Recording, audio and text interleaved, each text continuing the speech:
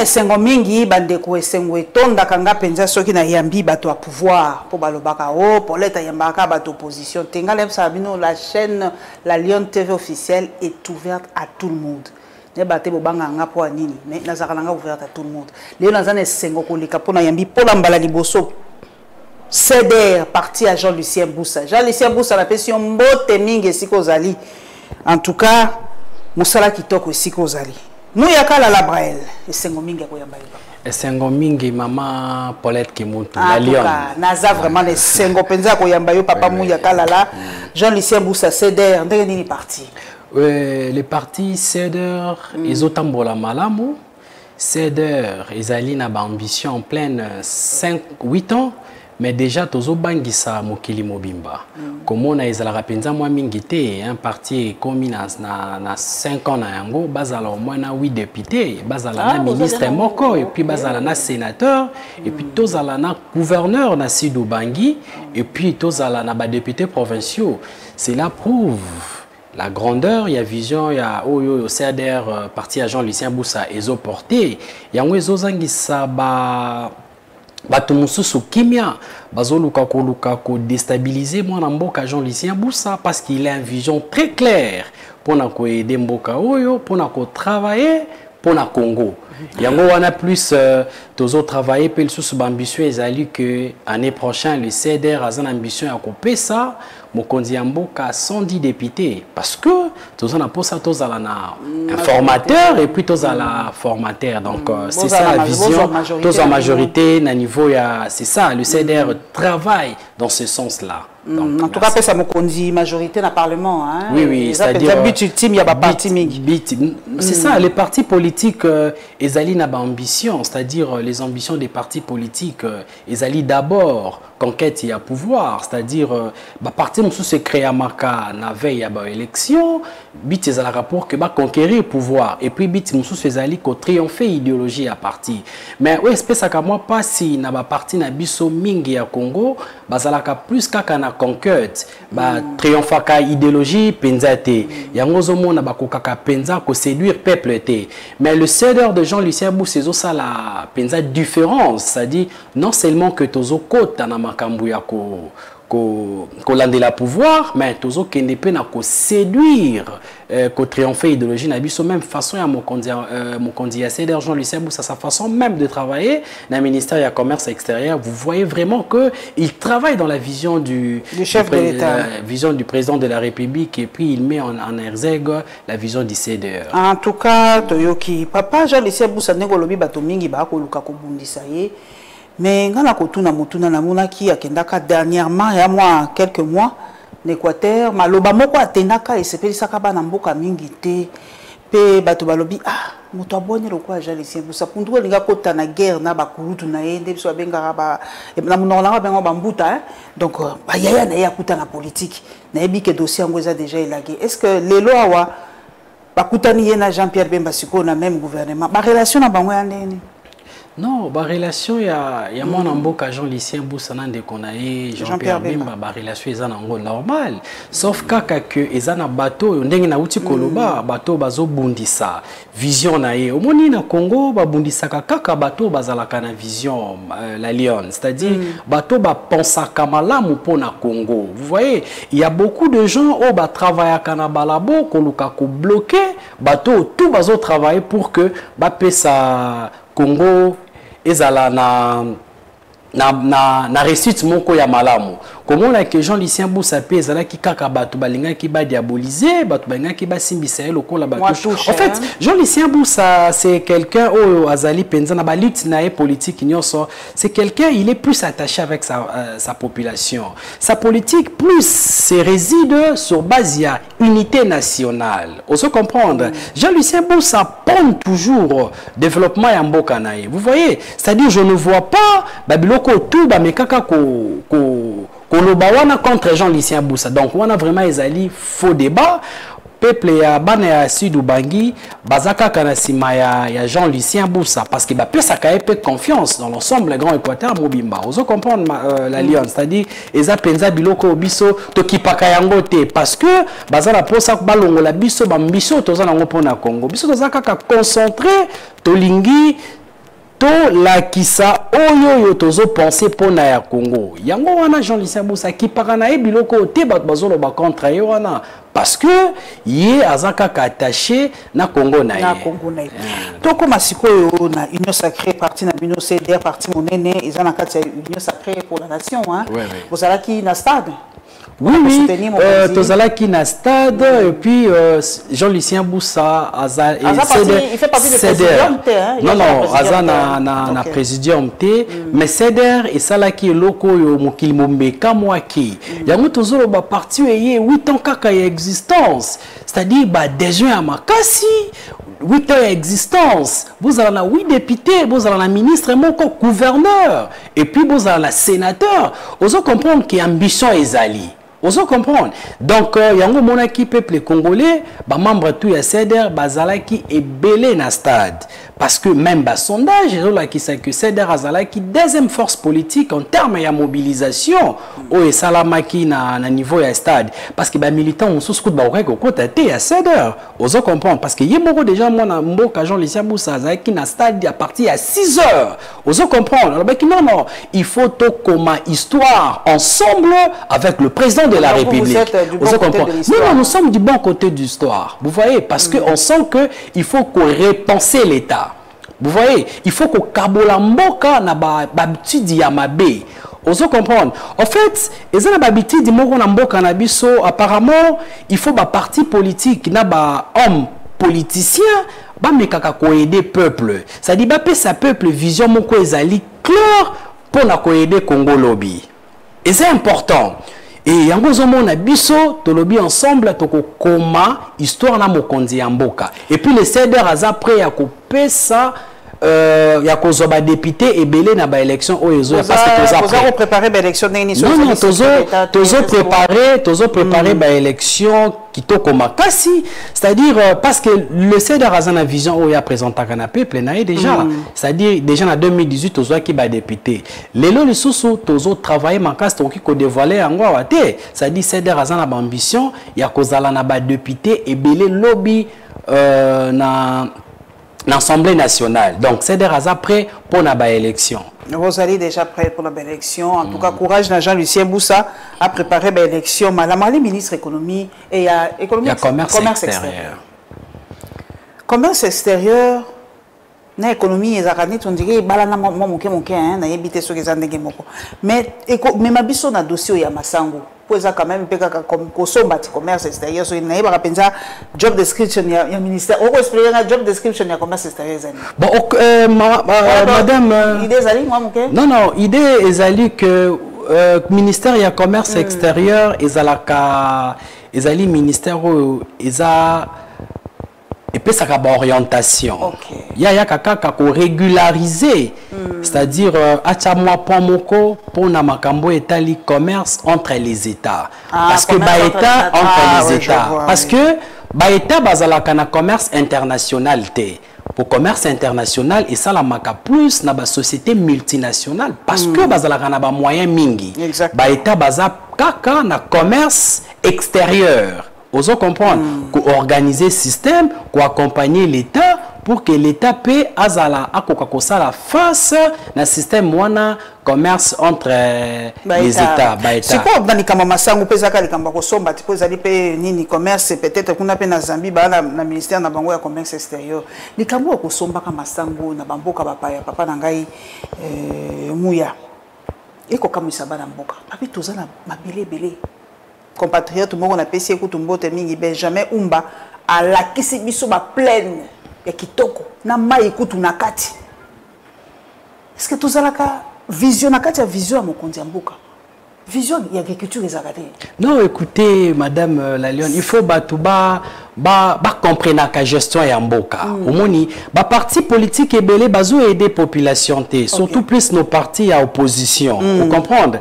Parce que généralement, on a une démocratie très assise, c'est-à-dire un parti politique et c'est créé sur base, il y a un clivage, vous comprenez? Mais biso un parti politique, un positionnement politique et c'est créé par rapport à un manchoir, c'est-à-dire tout le monde a un balongo lié na poste moko a un cahier de charges parce que bon, azara ba cahier des charges ce qui a vu cahier des charges na eto moni aki asali opposition on mona ko opposition ya Congo surtout opposition toza bango lelo eza opposition moko ya pété c'est-à-dire ça yokana na lobate opposé ngai ba question c'est-à-dire la question na impérium écoutez tant nazoloba c'est-à-dire ba parti écoutez ba parti politique écoutez madame la Lyon c'est-à-dire na ngina lobelo comme ba parti politique ndé créé à Kabi et ça la que tous à la classe politique oso comprendre parce que on ne peut pas parler de la classe politique sans pour autant tout le question à ba parti politique parce que ce sont les acteurs au ba formara classe politique c'est-à-dire l'émission des partis politiques faut batangi sakapé ba militant na bango gestion ya ko gérer lobby oyebi Congo oyo depuis 1960 c'est-à-dire Congo a ba problème il y a déséquilibre sur le plan ya ba industrie au comprendre c'est-à-dire économie à Congo ezali économie moko ba économiste banga za économiste te ba lobaka eza économie extravert c'est-à-dire ya lokolo moko c'est-à-dire ezali kaka na niveau ya ba minéraux ozo comprendre yango zomona Mokonzamboka Félix Antoine Tshisekedi ensemble na ministre Jean-Lucien Boussa pris c'est-à-dire on veut restructurer ce système wana tozala na système moko politique moko agricole structural ezala vraiment système moko ya malamu parce que déjà ba effort gouvernement ezo sala pona ko pesa bana mboka masango tozo produire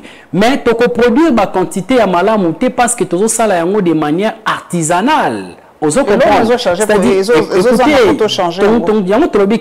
gouvernement les missions ya gouvernement ezali nini madame Paulette mission ya gouvernement Aristote azola biso sens ya mission ya gouvernement ezali ko répondre na ba solution ya peuple naé ba solution wana ekoki kozala structurale ou ça peut être conjonctural c'est-à-dire la minute où le gouvernement bazo travailler pour na koluka ko stabiliser ko structurer politique agricole moko ezala ya malamu tozo travailler par rapport à ça mais makambo etali crise ya masangu lelo ezali makambo ezali kaka na Kinshasa na Congo te ezali problème actuel ezali na Afrique australe mobimba lelo c'est-à-dire masangu maïs eza même peso mona la te même les États-Unis aussi baza frappé na yango parce que États-Unis azoaka plus de 30 à 40% du marché mondial. Il y a céréales et puis soja.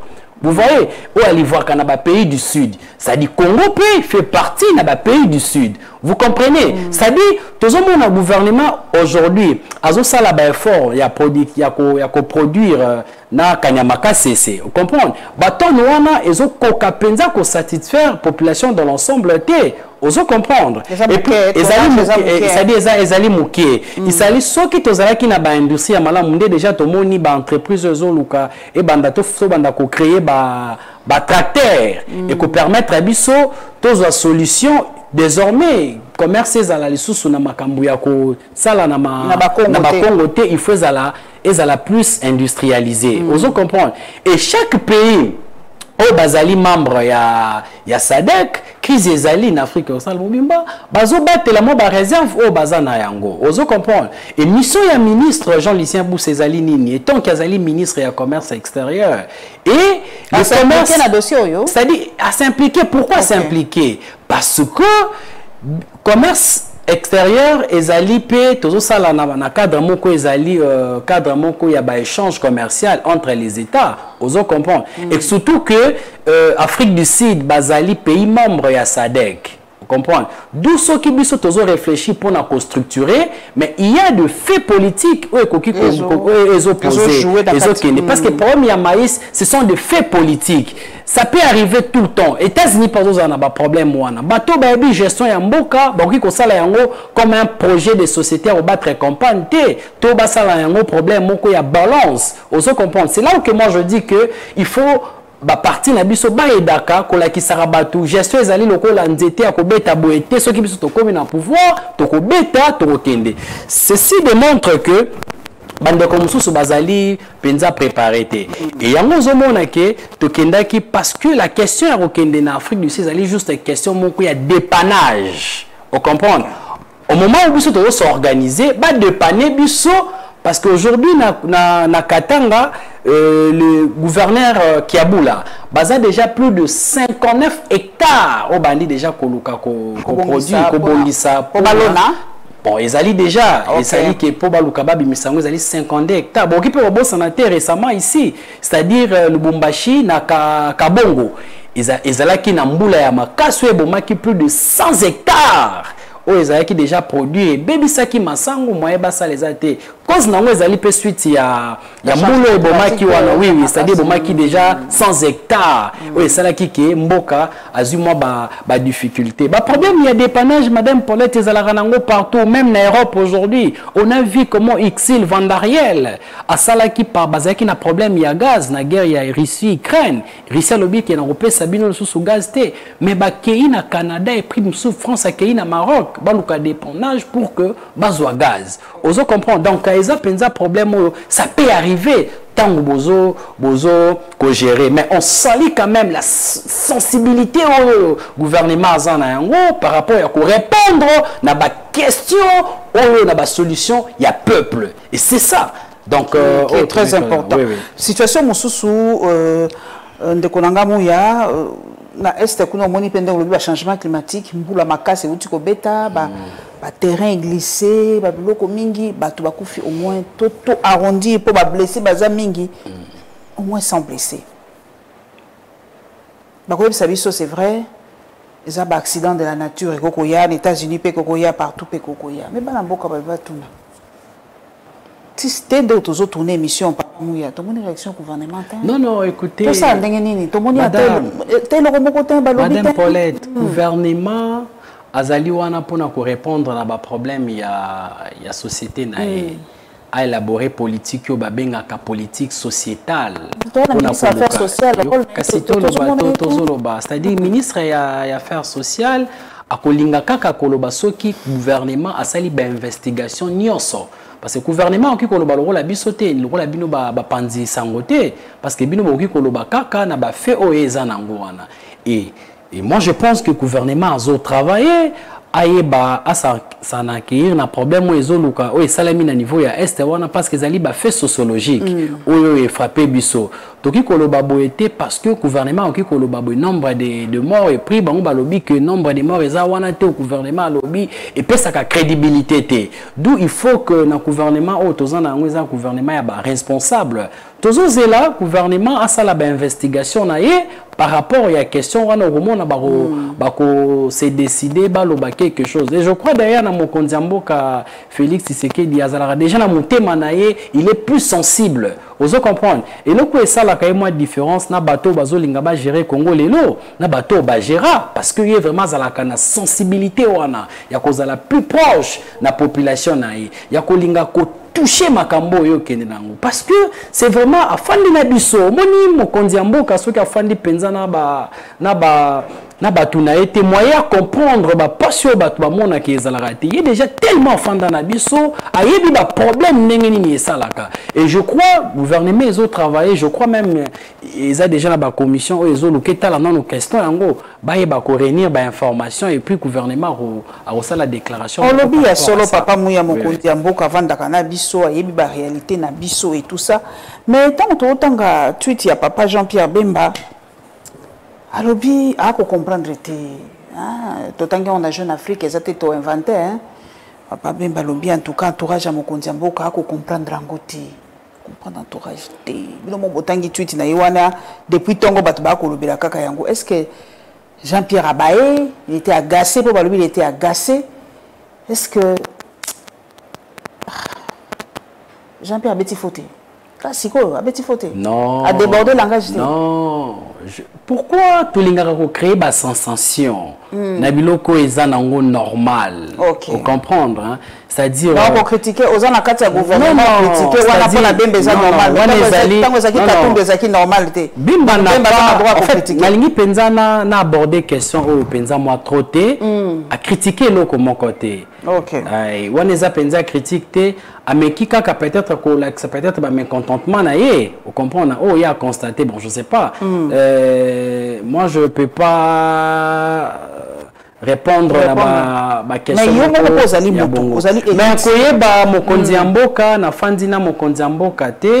je crois na rencontré 2 fois. À l'époque, j'étais encore étudiant en 2e graduat. À l'époque, Nazara na Unikin. Na kutanaka na une conférence. La conférence Moko.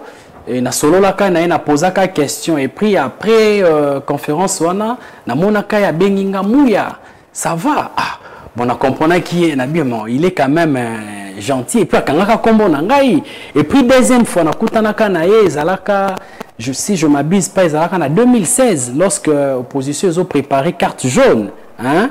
Et ça a fait conférence, moko ba benga kaya animé na sola kana c'est-à-dire ko sola déjà na mokonzambo kana sola na wazara na le présidenté. C'est vraiment quelqu'un oyo aza na ba qualité à kozala président. Omoni kozala mokonzambo ka la Lyon ezakaka kozala na projet ya ko gouverner PKKT hein okoki kozala nango mais faut quand même ozala na ba qualité moko humanisme. En fait, tu sais que c'est un grand manager. Tu vois, tu sais qu'il y a un manager et puis c'est un rassembleur. C'est pas tout ce que bateau tout bazolo balelo ni na okabande ko plus balobara makambu ya tribalisme. Bon, moi ça me fait très mal. Pourquoi je dis ça madame Paulette? Au moni opposition actuelle baza na discours té. Baza pe na projet à gérer Congo lobité. Oso comprendre. Et puis ils ne savent pas comment critiquer le pouvoir en place. Au moni tant boza unité. Mais balabon a tellement réfléchir à ma cité.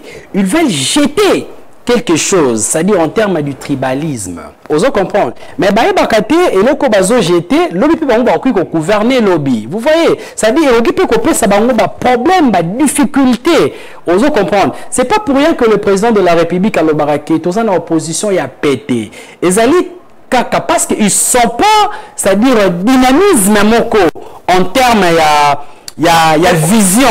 Oso comprendre. Yo tellement biso to mesala kana opposition ya balabala, ya konganga, ya boye, ya opposition ndenge mosusu, opposition républicaine. Mais ça n'a pas républicaine hein? Non non. Écoutez. Non totikali kozwa opposition républicaine. Peut-être les concepts nous ont il est pas républicaine. Nazo ya wana madame Paulette. Na lingi penza totikala plus na ba question moko très scientifique hein. Tokende na ba sensation nazo choka ya yo. Vraiment toza na école ya Jean-Lucien Boussa. C'est-à-dire nazo rebondir quelque part na yo. Olobi na tozwa opposition républicaine. Ya wana tout même UDPS à l'époque ça républicaine. Madame, c'est-à-dire opposition fait ça les macapé par rapport il y a bactère au bazo dirigé.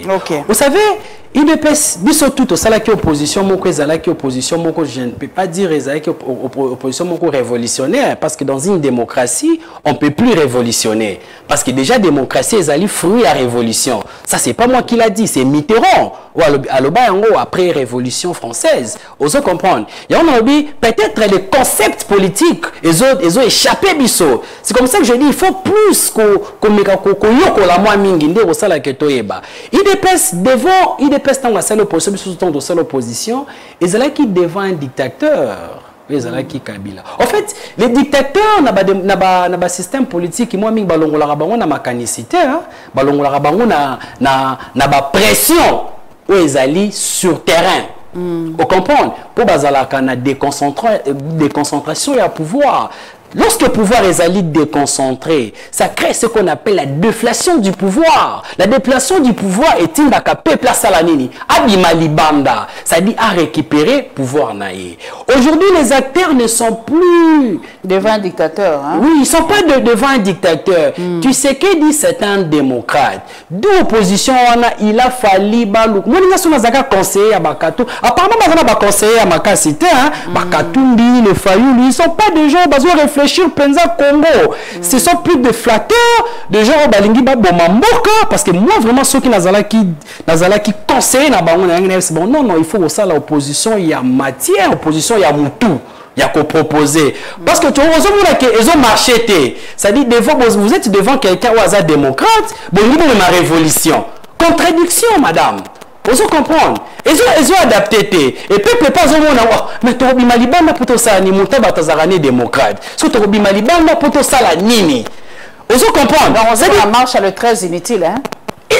Bon, parce que c'est inutile, parce que la Constitution, ils ont prévoir que Batouba Nini va marcher. Mais contenu nango ezali wapi? Ils ont contenu tant. Vous comprenez? C'est-à-dire, toujours qu'il y a des élections, nous à l'Union Sacrée, hein, nous sommes déterminés à aller aux élections. L'Union Sacrée, c'est la plateforme électorale, Madame Paulette. La plateforme électorale. Et comment politique? Non, écoutez, plateforme électorale, dans le système politique, il y a des élections, des partis, des sanganaka. Pour Baluka, gouverner ensemble. Parce que dans le système multipartisme, il n'y a pas si une partie qui gagner des élections. Vous comprenez? D'où il faut tout sangana, tout créer un programme de gouvernance et qu'on peut s'abisso, tout gouverner lobby malamu. Tout bon, il y a makambo qui FCC cage. Ça dit qui après ba élection, ba coalition généralement et si mbakate. Vous comprenez? Après ba élection, ba coalition moko ya hypocrisie. D'où la coalition avant l'élection, la coalition parce que vous avez un programme Yamalamu. Vous comprenez? Et peuple a tellement d'accord dans l'Union Sacrée de co-créer histoire ensemble. Bande Kokoto bazaki na problème avec l'élection parce que bande qui comme biso na démarche moko ya kokende to dialoguer. On dirait pas na bango mode il y a quoi accéder à pouvoir et à la dialogue. Moi j'ai écrit sur le dialogue politique en RDC. C'est comme ça que je dis opposition à péter. On comprend, c'est-à-dire les dialogues politiques et à la kamalamu, mais des fois ça fragilise les systèmes politiques ou les pouvoirs politiques et apporte à Kanini. Et puis tu comprends que les Congolais c'est comme s'ils n'ont pas cette culture de dialoguer. Depuis 1960, on a connu combien de dialogues, Madame Paulette, et apporte à Nini. On vous dira, tu limites un dialogue autour de la CENI. Vous avez un dialogue autour de la CENI.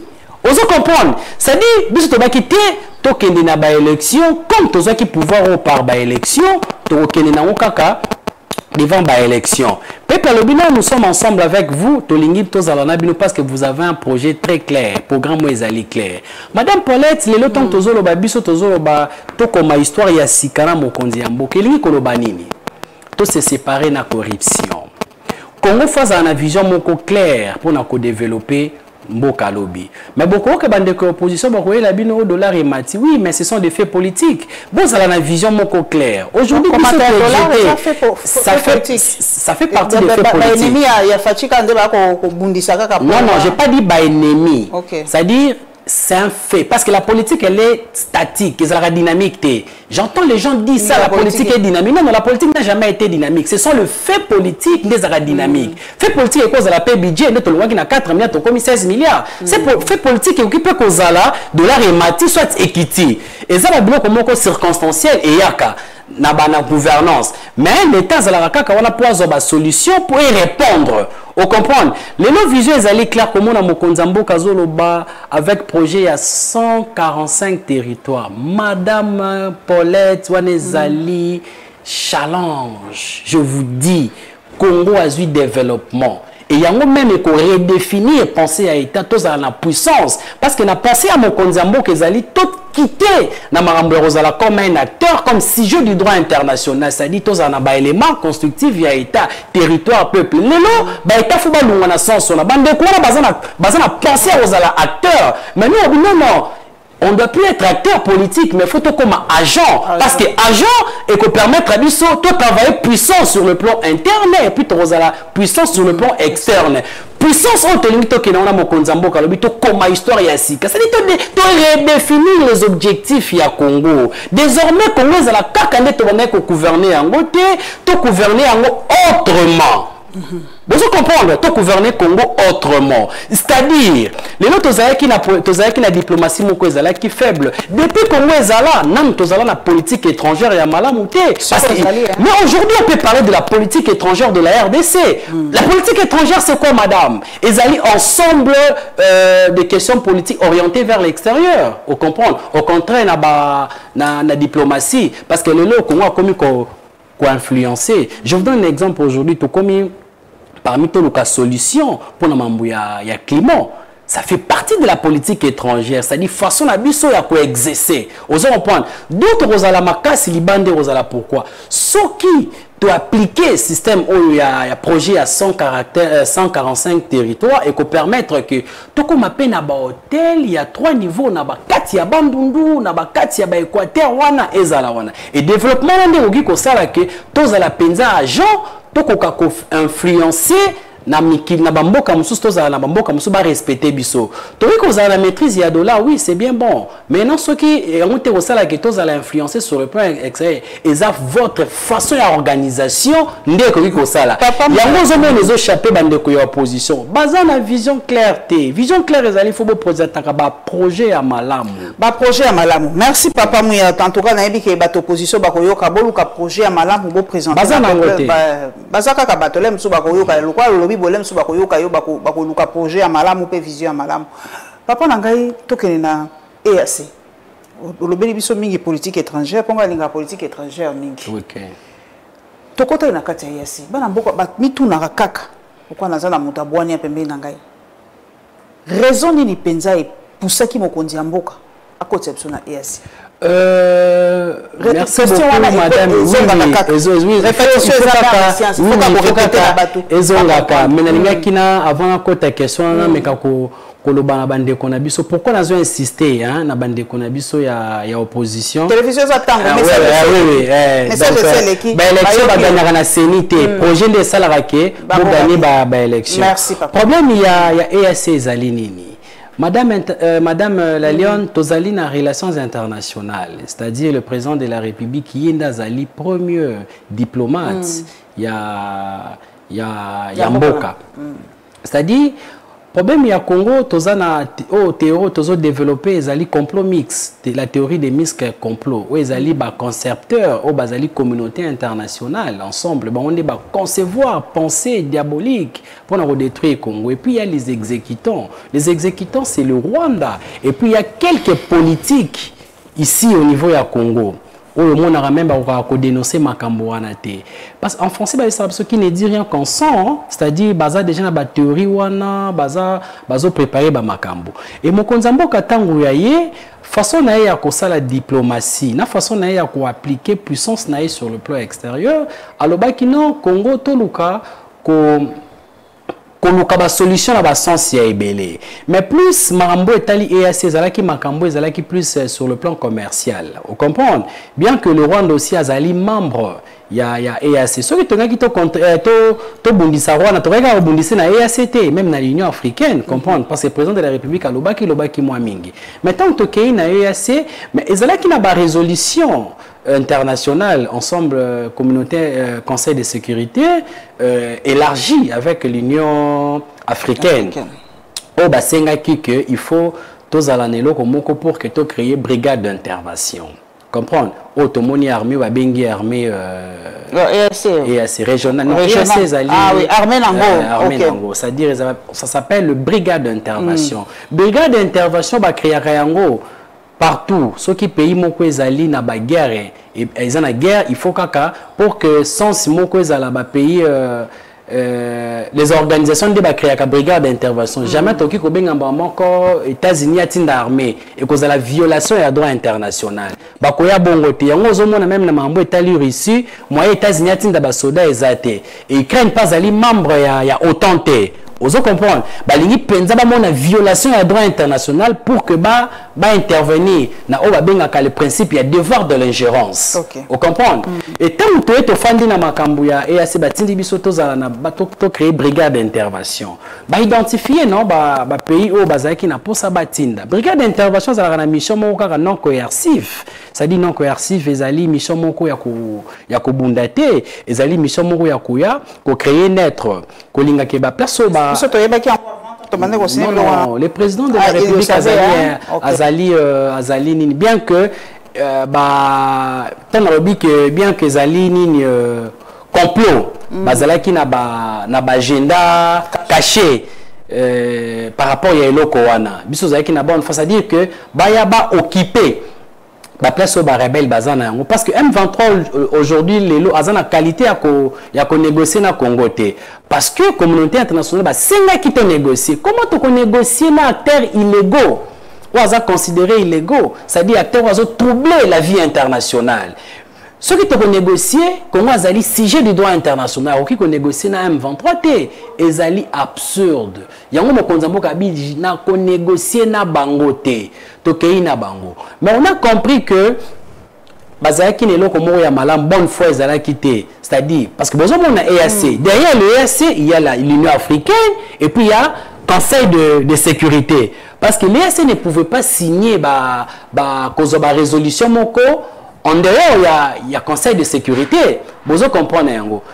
Et là qui n'a mandat il y a 6 mois, il fallait tout ça une évaluation. Mais lorsqu'on a compris que mission est EAC qui définité, il faut, oui, évaluation c'était d'ailleurs de 6 mois, tu réduire en 3 mois. Il faut maintenant qu'on félicite même le gouvernement à Bondaki parce que qui facilité pour redéfinir en l'issous. Vous comprenez, c'est-à-dire que tu as 6 mois, tu as et ça déjà message à qui sabango que tu as les sous boz à la wanate. Parce que nous avons droit il y a Kolobake, tous les choses n'a pas ça, il y a EACT et Kine. On a vu ça dans Mali, basé qui na brigade d'intervention. Barkhane, opération Barkhane, vous avez vu ça? Baroki au sein là, ça dit généralement on a comme l'impression de brigade d'intervention dans le monde de Mobimba, qu'on résout des problèmes. États-Unis en Afghanistan, vous savez. Bon, le Congo est faible, les États-Unis puissants, mais il n'a pas pu répondre à la question. Russie, à Somalie, ça dit qu'il faut des fois tu réfléchis à Congo. Et ça le côté au gâteau, tout là tu sais mon konzamboka, on dirait azala qui non, cette question est une question que vous relevé plus d'un complot. C'est comme ça qu'on a même besoin de moi je n'ai pas battu belé, peuple madame Paulette. Les gens me disent mais ces gens de l'opposition ils sont pas sérieux. Comment on va soloter la peuple? Vous comprenez? Mais on va bango. Et on va bango. Vous avez un peuple, on dirait vous avez ma papo, ceux qui comme la pouvoir pour soit vous avez maîtrisé la question en côté. Tout le banini. C'est que vous avez maîtrisé en côté, madame Paulette. Et on te dit baza entouré malamouté, baza vraiment entouré malamouté. Ça la passe. Bateau bazo expiré, baza la président lobby, mais ils sont pas bien entourés. Baza na ba projet à malamouté. Ce que ndeko nangai olobi penza mingi expliquer mingi siko bana mboka pe balobi tunde na biso papa muya question ezonga mingi na bana mboka tolongwa te na ya sango vi ba problème o nyoso eza ko ya ne expliquer bo tout ça tozomona ke plus autokoti plus ba problème yebeli papa muya bana mboka ba marcha ki na Goma yo moko mona ki tolongwa ka yo muto abwania qui réfléchit sans passion totikala tolongwa non les problèmes ezali kolungwa na EACT parce que tu as plus d'accords commercial aussi. Vous comprenez? Mais va redéfinir une mission, il y a armée régionale. Vous comprenez?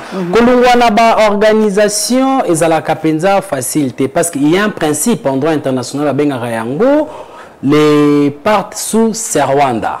Et les Nikolobanini, madame Paulette, du fait que vous adhérez volontairement à traité.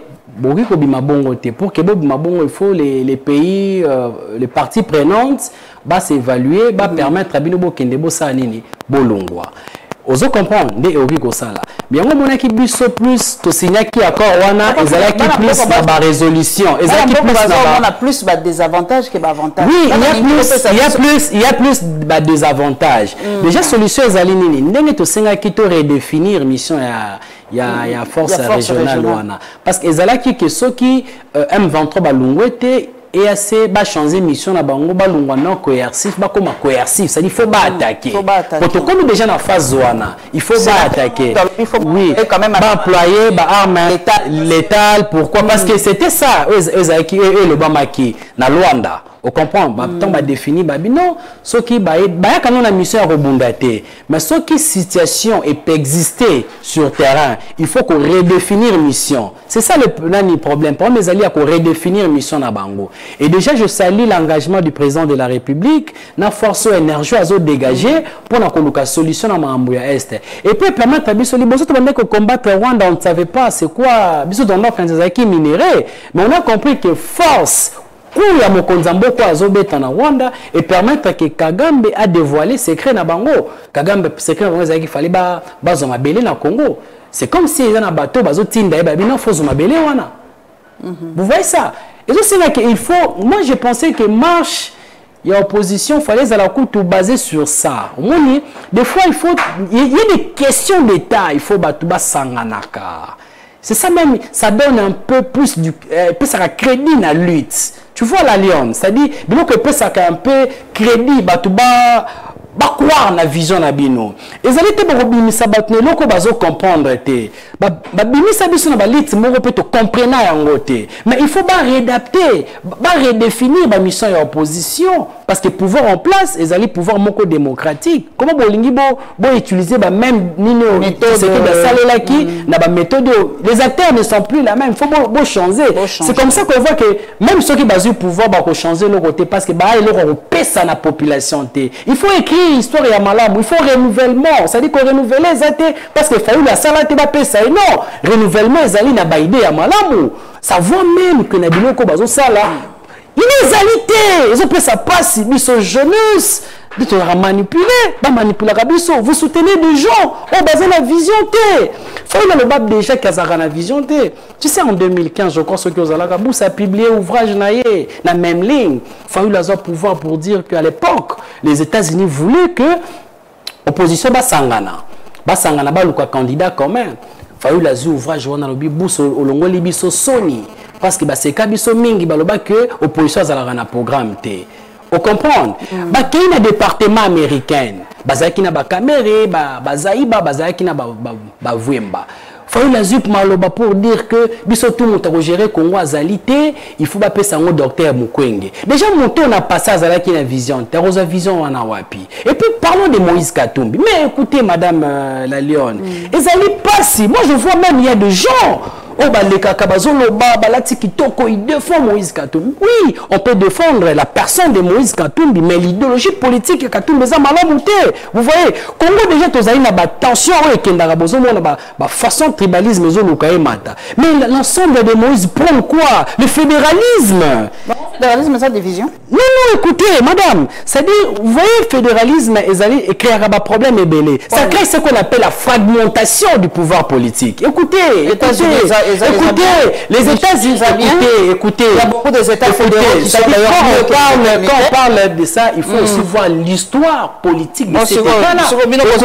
Écoutez, l'histoire politique de cet État-là. Vous comprenez? Et déjà, l'histoire politique il y a Congo sur le plan culturel, il y a déjà des tensions. Boyoka ba problème ba sécession. À un moment, il y a na Katanga il y avait Tchombe, Kasai il y avait Ilunga, il y avait les Père Moulele et tout ensemble. Vous voyez, Congo il faut tout ensemble. Congo il faut unité et régner. Vous comprenez? Ça dit dans le pays de mon cas, voter la personnalité, il faut voter projet politique. Déjà son projet politique et ça là et qu'on crée une fragmentation du pouvoir politique. Parce que les Kambomoki vous sentez déjà leur pensée. Vous comprenez? Déjà ça crée, c'est pas du sérieux. Déjà des gens bazo expirer bazaba homme d'état lobby. Bazana ba problème moko ya muké juste pour une proposition de loi. On a écoute na oui ko loba yango na plateau te parce que ça coûte loi o eleki na noté. Et ça ka proposition ya loi. Vous comprenez? Ça ne peut ou ça ne peut pas. Mais il fallait vous sentir, genre, il y a agitation. On va mobiliser Mbongo et Béné, on va financer, vous sentez déjà Moutou, Azana maîtrise charisme politique qui est dans la bloc américain. Ce que soit comme président de la République, mais ça serait grave. Ça serait grave, Madame Paulette. Merci beaucoup, Papa Mouya. En tout cas, merci. Maloba Kitoko Yebisi Biso. Olobi, en tout cas, opposition et Luka Vision, Moussou Luka Programme pour démocratie et Zali. Il faut donner, échanger. En tout cas, Yakala, Bazalaki face à un dictateur, Yangwala Bazaki mingi sur le terrain, c'est ce que moi j'aurais tenu. En tout cas, Bazaki mingi sur le terrain parce que chassaka dictateur mingi na malobate na mais lelo toali na dictateur te toali na vraiment un démocrate donc faut ba opposition peut échanger moi donne nango au lobby toza na droit kotikala na EAC pour ba corps ezaka ka militaire te ba corps ezali économique ba corps ezali makamo susu. Non, je n'ai pas dit que droit hein. En fait, Eza président de Bako évaluer évaluer ce que opportunité à Kotikala Eza parce que les autres ça la paix ba échange comme ça. Il y a un lobby à part ba corps politique, ba corps économique paix Ezali. Le lobby peut partir à CEDER il y a Jean-Lucien Boussa Ezali. Vraiment une partie politique qui y a Makassi, beaucoup de députés, sénateurs, ministres. Donc vous allez déjà prêts pour les élections, prêts pour nous ça mon deuxième mandat. Merci Patrick, Patrick Mouyaya. Patrick Mouyaya Mbote Mingi, Braël Mouya Kalala, merci Mingi d'être patient. En tout cas, plateau Nabiseza à Polele, au PC Langaï, Jean-Lucien Boussa Mbote Mingi. Oui, na kolobate ilo kwa sukate. Elo kwa suka on a roti kelo parole en tout cas on a lobby au PC la biso Jean-Lucien Boussa ministre du commerce extérieur Mbote Mingi maloba suka et bongo toko kabwa. Na félicité yo na remercier yo pardon, na remercier yo Mingi et puis na lingi kaka na tirer conscience na jeunesse ya biso parce que tozali jeunesse o tokoki ko gérer Congo lobby. On comprend to ko gérer yango te parce que nazalaka na vietel nous to soutenir bongo to ko boma Congo yo plus en plus. C'est-à-dire, Tolinga, ko soutenir bateau bazali na vision. Mokonzambo kazali na vision est très clair. Vision ezali na ba projet à minene, ba projet à long terme, oui, ko ça la paix et développer Congo. C'est-à-dire, ezali offre politique ya malamu. Botika manipulation politique, bo adhérer na biloko wana te. Et puis nazo démobiliser jeunesse o ya biso. Ba kende penza na marche wana ya les 13 t parce que marche wana intérêt à Congo ezate. Tika batu bako sa makambo na parce que intérêt à Congo ezalité ne loko wana. Donc intérêt à Congo ezalité. Donc eloko ya suka na ngaki na lo biso tout aux l'ensemble to comme histoire. Déjà que vous êtes du bon côté de l'histoire, oui, donc le problème est à la côté. Merci Bandeko, Petokomona Nanabino, Mbalasima. Merci.